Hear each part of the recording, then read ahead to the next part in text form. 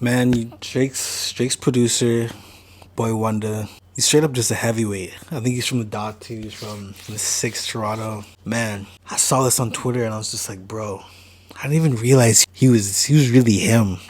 Like this is literally like a secret weapon for Drizzy. Like bro, like Boi-1da has one of the best production discographies in hip hop. Nearly 80% of his songs have charted at number one on Billboard. Bro, imagine 80% of your songs and he produced went number one on Billboard. That's insane to me. That's literally like 80%, bro. That's actually I can't get over that. That's actually insane. Like I think that's obviously a higher percentage than Metro Boomin. Obviously, he hasn't dropped like a solo project yet, which I think he definitely should. Get some some Drake bangers, you know what I mean? Like just think about like who do you think would be on his if you had like a DJ Khaled or Metro Boomin s type project? Like I'm pretty sure he doesn't have one, but like it would be nuts. Like maybe even getting like some Pressa or top five on there, a few other Toronto locals on there and shit like that. But let's just check out this list here, bro. Believe Me by Drake and Lil Wayne, or Lil Wayne by featured Drake. I remember that came out. I think I was like grade seven or something like that, and that's like when I really tapped into like at this point. I think it was 2000. I think this was 2012 or 2013. At the time, I was a big Kendrick Lamar stan and a big Drake stan.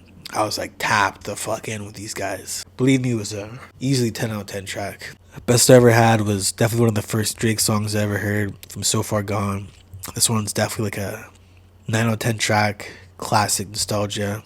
He produced Blessings too. Like I forgot how good Blessings is. God, I'm blessed. I totally forget the melody of it, but like, holy man, this song is a classic. This is when Big Sean was really in his bag. Big Sean was like, he was a shit back then. Churchill Downs featuring Drake and by Jack Harlow and Drake. I'd say this is probably one of Jack Harlow's best like rapping tracks. Classic. I think it came out 2020, 2021, one of those years. And Drake just absolutely murdered, like just destroyed Jack Harlow on this track. Like when Drake gets in his bag for like rapping and just wordplay, he's like, he just shows he's like the GOAT for sure. Circo Loco is a 10 out of 10 track with Drake and 21 Savage off Her Loss, bro. That one was just so fire, man. Like so fire. Like just, I think it was a Daft Punk sample. I totally forget the sample, but Drake ended up, what did he do? I ended up dissing Megan Thee Stallion about the whole Tory Lanez shooting and shit like that. He produced Controller. That's such a good song. I didn't know he produced that. Controller, 10 out of 10 track. Do Not Disturb by Drake. That's a good one. Don't You Have a Man? I don't fully remember that track. That reminds me, I think I kind of want to listen to that at some point. I do know I need to listen to the Netspend project properly. Because I've listened to it, but I haven't listened to it properly enough. Draft Day, Johnny Manziel. 2 years later, is it 5 years later? How am I the man still? I don't even remember the lyrics, but like that, I remember that came out 2012, 2013. I think it was right before Nothing Was the Same. It was either before Nothing Was the Same or between the Views era. That was a beautiful track. Such a banger. Like that one's like timeless. Just the drums on it. Like 5 years later, how am I the man still? Like da da. Like the sample on it is just so good. He produced Energy is a banger, Faithful is a banger, Final Fantasy by Drake, and then like Fireworks, Alicia Keys and Drake. That one was, I forgot how good that track is. That's such a classic, bro. That's such a classic. Forever, Drake and Kanye. That one's, man, Boi-1da is like a hidden gem right there, hidden bag. Like Forever is like a goated timeless track. Free Smoke, beautiful track. I just wish the intro wasn't as long. God's Plan, probably Drake's biggest song ever. Headline. I'd say this is like when Drake really solidified himself as like, he's a man now. You know what I mean? He's him. I was grade 7 when that came out.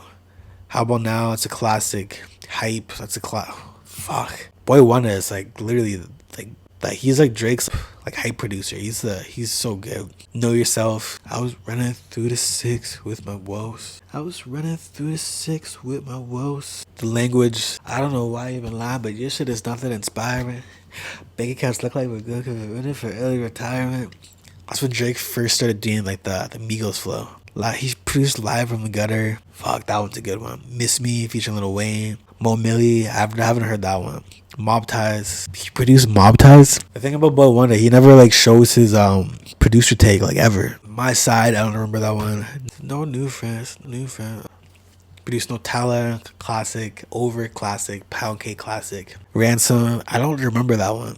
Ratchet Happy Birthday. I know a lot of people fucked with this one. I didn't really like it that much. Replacement Girl featuring Trey Songz. Don't remember that one. Treacherous Twins was a banger. Unforgettable, banger. Up All Night. I don't remember that one. I'll have to go back to that at some point. Another thing I wanted to mention. He also produced Blacker the Berry, The Sweeter the Juice. The Blacker the Berry, The Sweeter the Juice. By Kendrick. He produced work too. He produced work by Rihanna and Drake. That's crazy. Unisix, banger. 0 to 100, The Catch Up. I think it was like grade 8 when that came out. So when I first started like working, it must have been grade 8. I was working like at a grocery store at the time. I think I was like 14 or 15 when that came out. That was fire. 4 in My Town. I don't remember that one. 5 a.m. in Toronto, classic. 6 Gun, classic. 6 p.m. in New York, classic. 8 out of 9. I didn't like that one. 9 by Drake. Upside Down 6 is a 9 now. That one's good. 9 a.m. in Dallas. 10 bands. Nah, I think Boi-1da is like, for mainstream producers, like for sure top 3. I'm just trying to think right now. Like for right now, I'd probably say number 1 Metro for sure. Maybe you may just have to go number 2 Boi-1da. Number 3 is up in the air. I wonder whatever happened to Murder Beats though. Murder Beats used to have a run at one point. I don't know what's going on with him. Southside with Future. I like him a lot. 808 Jake ATL Jacob. He's up there as well. But yeah, even like Filthy with Cardi's producer. He's been on a run for a while. But yeah, no, Boi-1da is definitely Drake's secret weapon for sure, bro. Like, damn, I forgot about him.